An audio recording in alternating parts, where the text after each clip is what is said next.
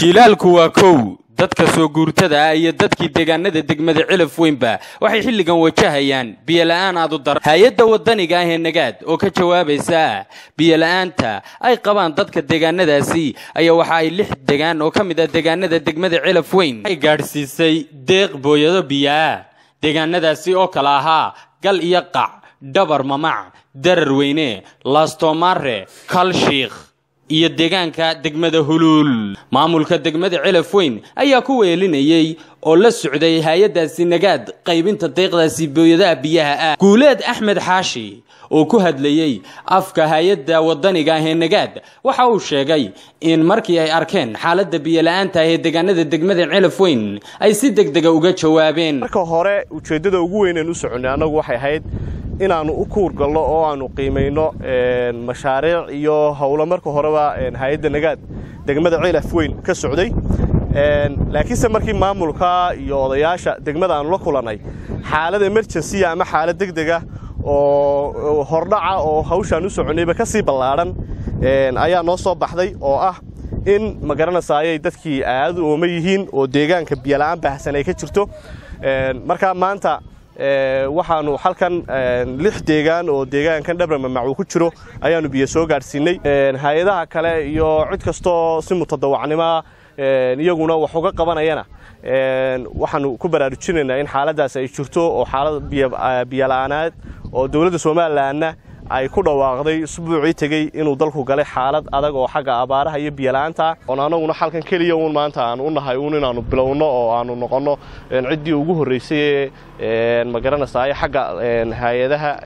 soo gaadha qaar kamid ah dadka soo hayaamay iyo dadka deegaanadaasi waxay cod mida iyaguna ku sheegeen waxa weeye waxaan ka imid deegaanka la yiraahdo degmada la yiraahdo Buurtinle geel baan ka keenay geelina hadda wuxuu joogaa Dhabar Mamac tuulada la yiraahdo waxa weeye aad iyo aad baa geela u tabaryar yahay haatana ceelkaas aan joogaa waxa weeye hadda ehelkiyo tolka aad iyo aad baan uga mahad celinaa dhaqaale badan bay noo sameeyeen waana soo dhaweeyeen biyayna siiyeen hadda waxa weeye wixii hay'adaha iyo wax garadka waxaan u jeedinayaa inaan muxuu ahaa siyaado ka helay iyo waxtar iyo taakulo waxaan ka mahad celinayaa hay'adda la yiraahdo muxuu ahaa Nagaad oo biyaheeda igu soo gaareen ceelka la yiraahdo Dhabar Mamac aad iyo aad baan uga mahad celinayaa waxa weeye in gurmad degdega naloo soo diro oo biyo Nagaadna waa mahad celinayna 100% waxaan mahad celinaynaa hay'adda Nagaad na soo gaarsiisay deeq biyo ah deeqdaas oo ah lowr biyo ah dhiig joojin maxamed jaamac liibaan hindi maayir ku xigeenka degmada Cilaf Weyn geestiisa waxa uu mahad celiyay hay'adda Nagaad iyadoo xildhibaanada kala ah Axmed Maxamed Magan Sablaale iyo Cabdullaahi Axmed Abyan ay geestooda iyaguna sheegeen qoladan hay'addan Nagaad injineerada ka maraya runtii shalay markay anaga noogu yimaadeen degmada Cilaf Weyn waxayna wareysteen oo xaaladda jirta oo uga waranay biyo la'aanta jirtay duruufaha uga waranay markaan uga waranay waxay sameeyeen inay ilaa 6 meelood ku soo eegaan asasman ku soo eegaan soo u koor galaan ka bacdi inay goobihii ma tageynayaan horta maadaama baahiyaas jirto biyo ugu xumi inaanu ilaa aan xogeyno halkan uga mahad celinayna hay'adda Nagaad waxay ugu horeysay gurmad degdeg la soo gaadha deegaanka Facebookii hore una soo kordhiyaan leenahay waxaan leenahay halkan baaq uga diray xukuumadda Soomaaliya Soomaaliland baahida hadda loo baahan yahay gurmadkiin hadda loo baahan yahay hadda dib uga la dhacdaan waxa ma tarayso ka waxaan leeyahay la soo dedejiyo biyaha iyo wixii kale wax taraba waxaanu maanta u helinaa hay'adda wadaniga ah ee Nagaad oo runtii aanay ahayn waxqabadkeedu ku saabsan maanta oo kaliya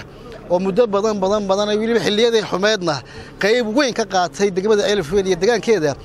ayaa maantana waxay waday in ay ummadiina ka war hesho ka war halkii waxay qaadatay inay wax iska sii horeysiin la yiraahdo dadka loogu warrami karo lagu soo ogaan karayo inay sii gaarsiiso waxay waa 6 goobood bay hadda ugu tala gashay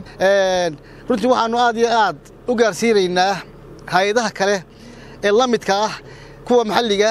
iyo kuwa kaleba inay ka qayb qaataan oo aragtida iyo dareenka Nagaad qaadatay mid la mid ah inay ku daydaan taasaan ku karjeenayna sida kale waxaanu yeelanaynaa way naga raagtay waan ognahay in dawladdu noo maqan tahay laakiin way naga raagtay soo dadashayaan leenahay waa wadaan waa ku jirtaan waa qorshayseen gulihii wasiirada madaxweyne ku-xigeenka iyo gudidii taakulaynta dadka waxaan leenahay wadhicisku inta birta loo soo sido baqtiyaha laga soo gaaro biyaha u daran waxa jooga dadkii soo hayaamay waxa jooga dadkii hore u joogay maxamuud masuul wararka Hon Cable Celaf Weyn